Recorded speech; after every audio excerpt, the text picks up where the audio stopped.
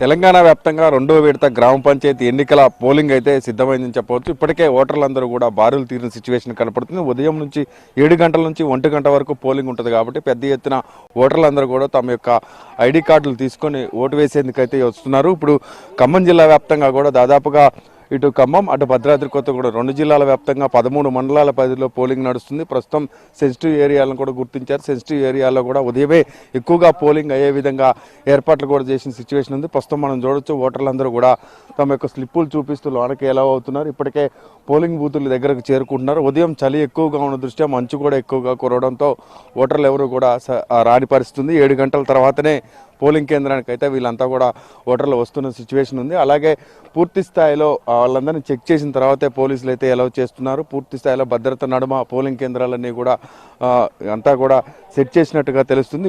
సమస్యాత్మక ప్రాంతాలుగా ఉన్నటువంటి కొన్ని ఏరియాల్లో వెబ్ కాస్టింగ్ కావచ్చు, సీసీ కెమెరాలు కావచ్చు ఏర్పాటు చేశారు.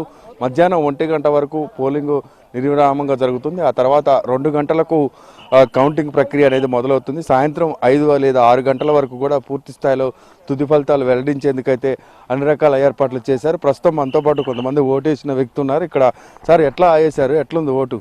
ఓటింగ్ చాలా పకడ్బందీ ఏర్పాట్లు చేశారండి. ఈ గ్రామంలో ఇంతకుముందు అప్పుడప్పుడు చెదురుమరు గొడవలు అయ్యాయి, కానీ ఇప్పుడైతే ప్రశాంతంగా ఉంది.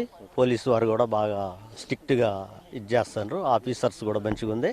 నేనే రెండో వార్డులో ఫస్ట్ ఓటు నేనే వేసాను. ఓట్లు అయితే బాగున్నాయి. ఇట్లే ప్రశాంతంగా జరగాలని కోరుకుంటున్నాను సార్ మేము.